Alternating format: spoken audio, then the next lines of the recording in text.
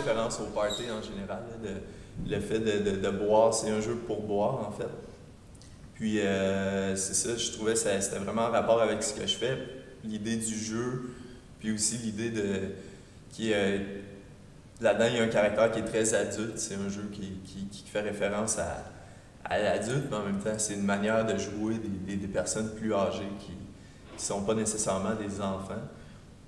Donc, c'est ça, c'est cette espèce de milieu-là entre le festif puis qui a l'idée de surconsommer de l'alcool mène à quelque chose qui s'éloigne beaucoup de ce côté festif-là, d'être sous au point de perdre le contrôle. C'est un peu ça que je voulais illustrer dans cette manière de travailler des enfants. J'essaie de reproduire, dans le fond, des manières de faire qui sont propres à l'enfance. Donc, travailler au sol, à quatre pattes, à terre, utiliser des matériaux qui font vraiment bricolage, le tape, le carton, les papiers construction, la gouache, la peinture avec les doigts. Dans le fond, c'est toutes des manières de travailler, des matériaux que les enfants vont utiliser quand ils bricolent. Donc, c'est quelque chose qui est peut-être moins... qui démontre moins les capacités d'un adulte à vouloir faire de quoi de très précis, très structuré. J'ai longtemps fait du dessin pas mal réaliste, là, très détaillé.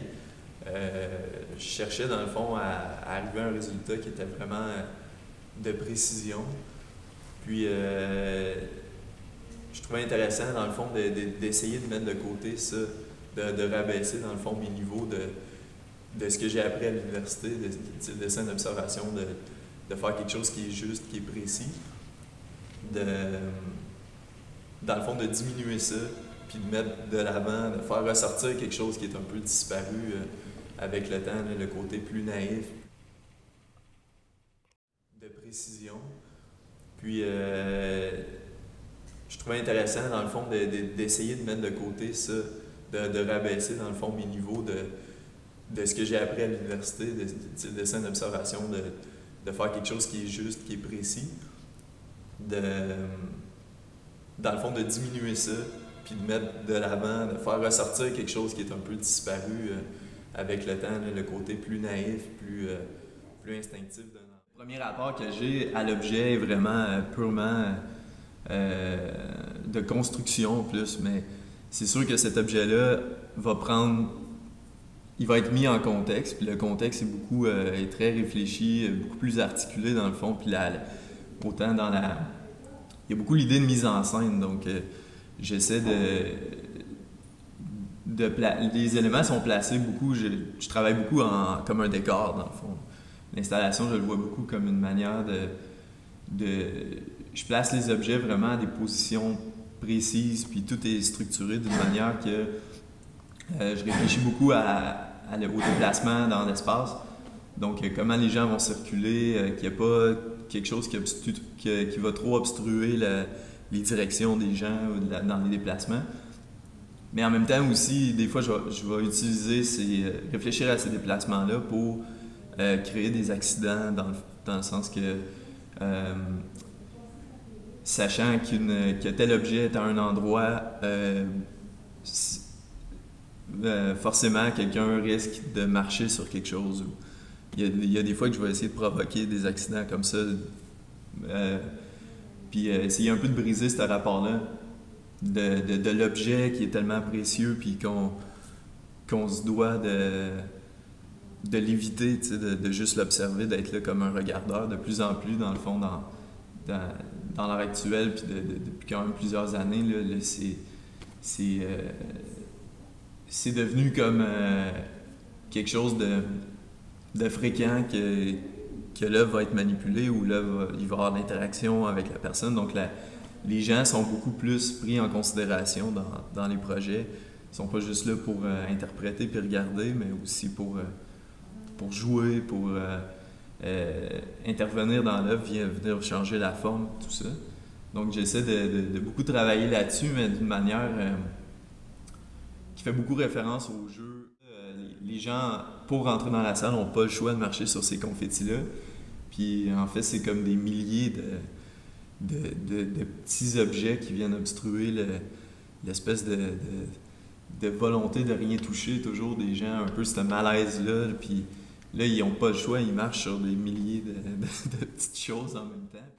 J'aime que les gens rentrent et qu'ils soient bousculés au début, mais qu'il y ait une espèce de confort qui se crée, une volonté de vouloir toucher à cette œuvre. Les adultes, on réfléchit plus, puis on est plus... on réagit plus fortement à des choses comme ça, souvent. Fait que les enfants, vont souvent plus conserver le côté amusant de la chose. Ils vont avoir peur un instant du personnage, vont le trouver dégueulasse, mais vont, avec tous les confettis au sol, les couleurs, tout ça, ça vient un peu annuler souvent, de ce que j'ai vu jusqu'à date. Là. Puis le fait de pouvoir jouer avec des choses, on dirait, c'est comme plus à leur niveau. Ils vont mettre de côté un peu ce qui est plus... les adultes vont se questionner plus, ils vont faire une espèce de cheminement de réflexion qui va... on conceptualise beaucoup plus les enfants, ils le font pas. Je trouve que c'est intéressant. J'aime voir les réactions, comment une personne réfléchit, comment une personne réagit. Puis je trouve que ces projets-là amènent beaucoup ça. Tu vois, parce que les réactions sont souvent fortes, ressortent beaucoup. C'est comme facile de voir qui aime ça, qui aime pas ça, qui trouve ça dégueulasse, qui trouve ça drôle, c'est des réactions qui sont spontanées. C'est le côté enfant un peu qui ressort de tout le monde. Je m'inspire beaucoup là, des dessins animés un peu trash, là, comme j'aime ce côté tellement coloré là, South Park, ces dessins animés-là, je trouve ça fou à quel point tu peux aller loin dans le côté trash, puis que ça passe quand même, parce que c'est des petits bonhommes, puis c'est coloré. Le ballon, je trouve sa présence je trouve le drame est très concentré dans le fond, dans cet objet-là. Le fait qu'il y en ait juste un qui soit isolé au-dessus de la tête du personnage, je trouve qu'il y a quelque chose de très dramatique là-dedans. Il a l'air lourd, le fait d'être suspendu. C'est comme un poids en fait, puis le côté, c'est sur le côté noir qui ressort beaucoup. Puis ce que je trouve intéressant, je me suis inspiré un peu comme le lapin de Jeff Koons qui est à chacun des contextes fouillés. Chaque fois qu'il est photographié, en fait, on voit le photographe qui se reflète à l'intérieur avec le contexte de chaque salle où il est exposé. Il y a toujours une vue d'ensemble dans le fond de chaque contexte où il a été présenté. Donc, c'est un peu ça que je l'ai répété avec ça. Je trouve intéressant le fait que dans cet objet-là, on a une vue d'ensemble de pas mal toute l'exposition.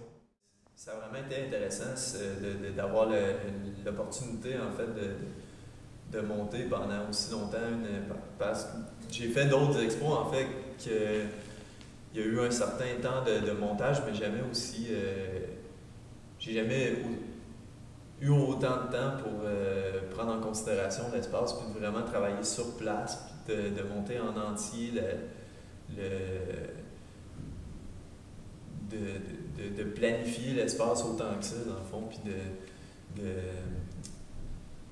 de réfléchir autant. Puis ça, j'ai trouvé ça vraiment intéressant, en fait, parce que ça m'a permis de m'attarder beaucoup aux détails, un peu de l'architecture. Les nôtres, les familles sont là comme les autres. C'est un